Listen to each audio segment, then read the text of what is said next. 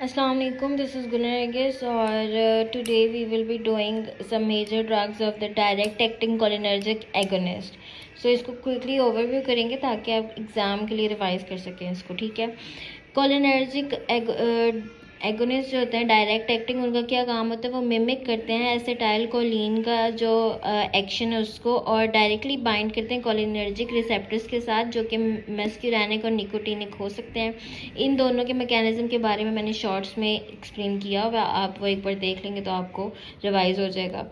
और उसके बाद ये जो हैं क्लासिफाई किए जाते हैं एंडोजीनस कोलिनर्जिक ईस्टर्स में और एल्कलॉइड्स में, ठीक है। तो ईस्टर्स में हमारे पास आएंगे सिंथेटिक ईस्टर्स ऑफ कोलिन जो कि कार्बाकोल और बेथानाकोल है, और एल्कलॉइड्स में हमारे पास आएंगे निकोटीन और पाइलोकार्पिन, ठीक है। और ये जो डायरेक्ट एक्टिंग कोलिनर्जिक ड्रग्स हैं ये लॉन्गर ड्यूरेशन ऑफ एक्शन इनका होता है as compare to acetylcholine. Acetylcholine का भी यहाँ से हम देख लेते हैं कि पहले इसका ना हम नोट्स से देखते हैं ताकि आपको एक ओवरव्यू मिल जाए, इजीली आप कर सकें, ठीक है। ये वन ऑफ माय फ्रेंड उसके नोट्स हैं, so I will be giving credit to Fariha. उसके बाद जो है एसिटाइल कोलिन डायरेक्ट एक्टिंग जो है हमारे पास ड्रग्स हैं। इसका मैकेनिज्म क्या है कि बाइंडिंग करते हैं मस्क्यूरानिक और निकोटिनिक बोथ के साथ। इसके इफेक्ट्स में आएगा एक्टिवेट करते हैं M3 रिसेप्टर को जो कि हमारे पास एंडोथेलियल लाइनिंग में होता है स्मूथ मसल्स की ऑफ ब्लड वेसल्स। और उसके बाद हाइपर पोलराइजेशन करते हैं, स्मूथ मसल रिलैक्सेशन करते हैं, मिमिक करते हैं इफेक्ट वेगल स्टिमुलेशन का, डिक्रीज करते हैं कार्डिक आउटपुट को और हार्ट रेट को, और डिक्रीज करते हैं BP को। इसकी क्लिनिकल एप्लीकेशंस देखें तो GIT में ये इंक्रीज कराते हैं salivary secretions, gastric acid secretion, intestinal secretion, motility, enhance करते हैं ब्रोंकियल सिक्रीशंस को और ब्रोंको कंस्ट्रिक्शन को, कॉज करते हैं यूरिनेशन और सिलरी मसल की कॉन्ट्रैक्शन कराते हैं फॉर नियर विजन और miosis during the ophthalmic surgery.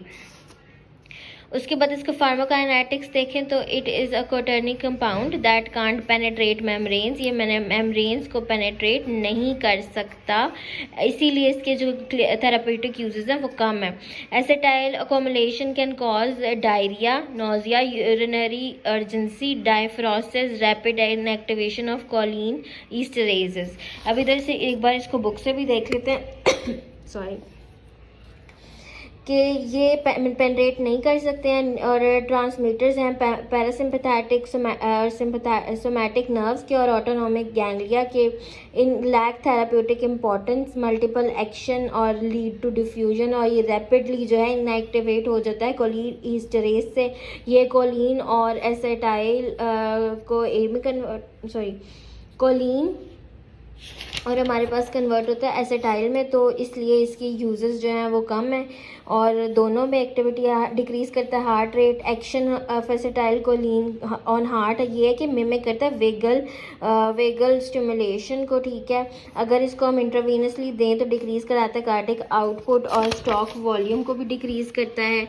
उसके बाद है कि rate of firing of synovial SA node decrease कर देता है साइनोएट्रियल नोड की, फिर डिक्रीज करता है ब्लड प्रेशर को। अगर हम इंजेक्शन ऑफ एसिटाइल कोलिन देते हैं तो वेजोडाइलेशन हो जाती है जिसकी वजह से हम लो BP रिड्यूस करता है, और इनडायरेक्ट मैकेनिज्म ऑफ एक्शन के थ्रू। उसके बाद M3 रिसेप्टर जो है वो फाउंड होते हैं endothelial cells of lining smooth muscles of blood vessels के, उसके ऊपर ये एक्ट कर रहा होता है। इसको आगे से आप बस ओवरव्यू देख लें। इसके बाद ये देख लें इसके एक्शंस। GIT में सिक्रीशंस इंक्रीज हो रही हैं, ब्रोंकियल सिक्रीशन इन्हांस हो रही है, यूरिनरी ट्रैक में भी इसका जो है जेनिटो यूरिन ट्रैक में इसका अफेक्ट है कि ये यूरिनेशन इंक्रीज कराता है, increase the tone of detrusor muscle जो कि यूरिनेशन कॉज करता है, stimulation of ciliary muscle contraction for near vision और construction of the pupillized pincer muscles causing meiosis, और ये होती है during ophthalmic surgery. So this was acetylcholine. अगली वीडियो में आपको बेथानिकोल एक्सप्लेन करूँगी।